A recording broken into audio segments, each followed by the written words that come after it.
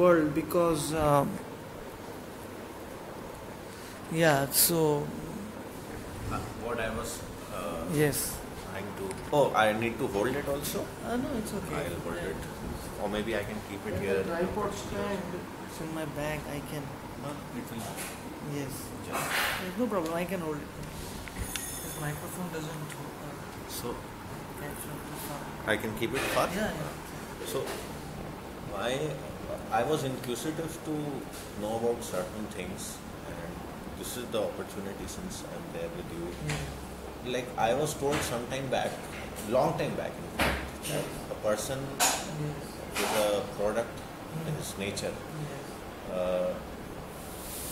forms from what in the womb of a woman, of his mother or her mother. At that time, what the relationship between the child's father and mother and the surroundings around them, and that is why it is said that when a child is going to be born, you need to be happy. And if they are fighting and if they are drinking and they are smoking or there are other problems, so the child also develops some kind of those kind of perspectives that way. Yes. So, is it so that the child is a byproduct of that point of time, what is happening between the mother and the father, or is it that the child is a byproduct of his or her deeds of the past karmas? Yes. What exactly it is? Or is it a child or the person, the transformed person into this life, is a mix of all these elements? It's a very nice question.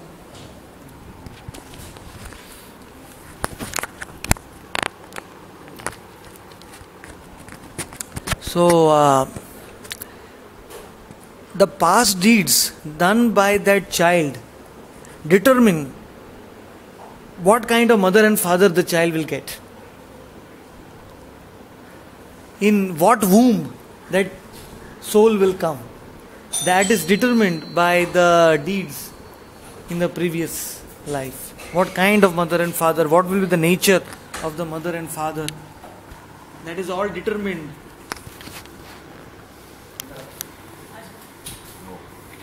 by the past deeds. By the past deeds.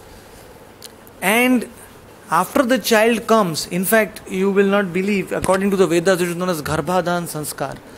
The time when husband and wife come together,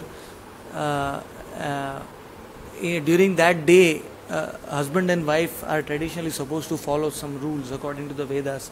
Nobody is doing that in Kali Yuga nowadays. It is known as Garbhadhan Sanskar.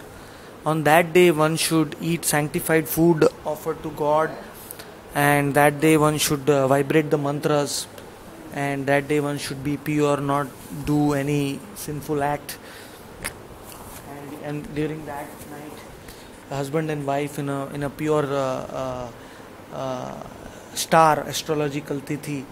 There are particular days also mentioned. All those things are mentioned.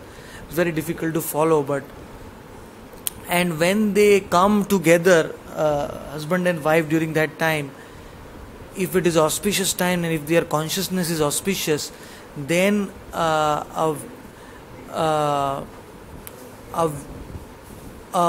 advanced soul is attracted to the womb of the mother. A soul who has already practiced who's already self-awakened in the previous lives. Such a soul is attracted to the womb of that mother. Because nowadays what people, George Bernard Shaw said, children are born on a bottle of whiskey on Saturday night. Or like people, they go and they to perform sin and the extramarital affairs outside, and then children are born. So those kind of children obviously are not self-enlightened. Those souls are like, they will obviously not have that sanskar to really. So it depends on the consciousness of the husband and wife during the sexual intercourse, what kind of soul they will attract. And that consciousness is determined by what they are doing during that day or during the past days. And the soul, exactly the moment the soul actually, you will be surprised to know that soul actually is already come in the particle of semen of the man. The soul has already entered there. When the man has eaten food grains, the soul's or the drunk cow's milk, the soul enters into the one particle of semen during that period, and that is why the modern medical science is not able to explain. But the man releases so many sperms into the woman, but only one is fertilized. Okay. Out of so many, why only one is fertilized? All are not fertilized. Medical science has no explanation to that. They just say, oh, maybe this sperm is lucky or they've got some special characteristics, but they are not able to tell what are the special characteristics, because all sperms are the same. So why only that one is fertilizing into a child? Because according to Bhagavata, according to the Mahapurana, it is said that jantu karmana daiva netrena jantur dehopapatyate pumso karana ritashraya. The soul enters into a particular sperm at that moment, and only that sperm fertilizes and forms the body for the soul in the mother's womb. And for the first 7 months, the child is unconscious, but life has already come. The soul has already entered during that time. But because of extreme pain and the formation of the body, it is unconscious. But the last 2 months, the consciousness comes in the soul, in the body. And you will not believe that every one of us has prayed in the womb of the mother to Krishna, to God, that please take me out of here and I will search for you. I will find you. I will know you. We have all prayed. And to Krishna. Because at that time we remember how we came into that womb. We have some remembrance of our past life, of where we had gone between the births, between the 2 periods of birth. We have to temporarily suffer or enjoy. There are particular hellish planets where we have to suffer if we have done bad deeds. If we have done pious deeds, we have to go to higher planets to enjoy. So there is a temporary period of transition period between 2 different human births also. So we remember those and we pray for the last 2 months that I will not waste this human life again, and give me a chance. Please take me out. We have all prayed mentally, of course. Doctors can't read the mind of the newborn child. But when we come out, the trauma of childbirth, when we are pushed out, the wind, and that shock is so much that we forget those 2 months of intense prayers. We forget all our past births. We forget our last birth. We forget the pain we have to undergo during the birth. Birth itself is extremely painful. In fact, in the Vedas say that birth is more painful than death. Because for 9 months we are in intense pain. There is no place to move. It's so small, and our bodily flesh is forming, So painful. If the mother eats a chili, it starts burning. I mean, it's like a dark jail kind of, where we are trapped. We can't breathe. And we can see ourselves. Yeah, I mean that we are unconscious. For the 7 months we are unconscious. Because we can't tolerate that pain, that it's like a coma. We go into a coma. So much pain of the formation of the body is there. And then the last 2 months also there is intense pain. So we are praying, relieve me, but we forget that. And it's so remarkable, and that is according to the Vedas, that is known as Maya, which makes us forget. It's known as Maya. Like Maya is the exact opposite of Krishna. Like in other religions they have Satan and God, and Satan, devil. But there is no devil. According to the Vedas, there is nothing like a devil or a Satan. There is Maya. So Maya means that which is not. It makes us forget. it is not. It is actually not. It is not. It's an illusion, basically. So what I understood from you is Yes. that the child's nature is a byproduct of the deeds itself. Yes. Not the womb, because the womb is a part of the deeds. Yes. He was attracted Exactly. because of his deeds. Yes. But the consciousness of the parents and that birth will determine the child's activities in the future, in the near future, how his parents will mold that child. Of course, due to the past karma, the child gets those parents. Shushuchinam Shrimatam Gehe Yogo Brashta Bijayate. According to the Gita, it is said, if you have realized yourself to 5% in your past life, Krishna will give you those kind of parents who will give you the facility to start from 6%. Means that is the difference in material acquisitions and spiritual acquisitions. In material possessions, when you die, you will lose everything here. If you have a fixed deposit of 5 crores, next life you can't carry it forward. I mean, you have to start from zero.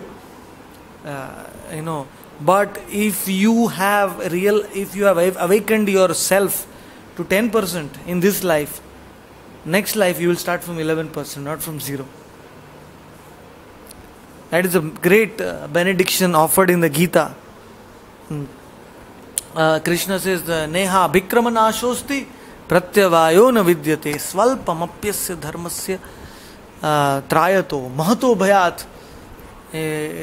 Krishna is saying that even if you do a little action spiritually in this life, it will not be a waste. A little one also. Even little. And what is that little? I mean, what can? Like right now, you are asking questions about yourself and higher questions which teachers and professors can't answer in this. You are asking the deeper questions. So this itself is like a start. You are accumulating those spiritual credits. From 1% you are going to 2%, and that will stay with you. And please also guide me if I say that I am not harming anyone. Yes. Is it also a spiritual action or is it not a spiritual action? If you're not harming anyone, is known as punya. It's a punya. It is a materially pious action. It's piety basically. Punya means piety. In Sanskrit they call pious deeds. So, but they are not spiritual. They are material. Because they are related with the body, not with the soul. Because actually you can't harm the soul. The soul is indestructible, basically.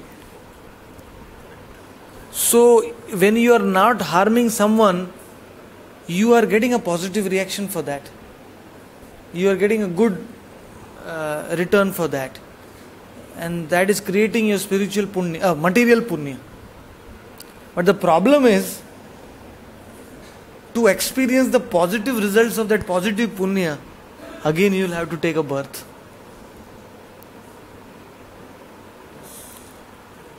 So the problem is that, according to the Gita, Krishna tells Arjuna, don't get caught up even in material good deeds and in material bad deeds. Because even material good deeds will create a material positive reaction for which you will have to take another birth, and your soul will keep on transmigrating. And there will be no liberation. You will not get salvation. So this will not be considered, that means, to the Almighty. Yeah. Krishna, that the person has actually. So what I am understanding from this Yes. guidance from you is that one is the spiritual action, and the one is the spiritual action, and the other one, what we are saying, is the punya action. Yes. So the punya action, what I understand is, will actually not. No, I am asking is that will the Almighty Krishna consider the punya action at all, or it will just go as a waste, and the spiritual action will only be the most powerful of all for him to determine our future, I mean to see the road ahead.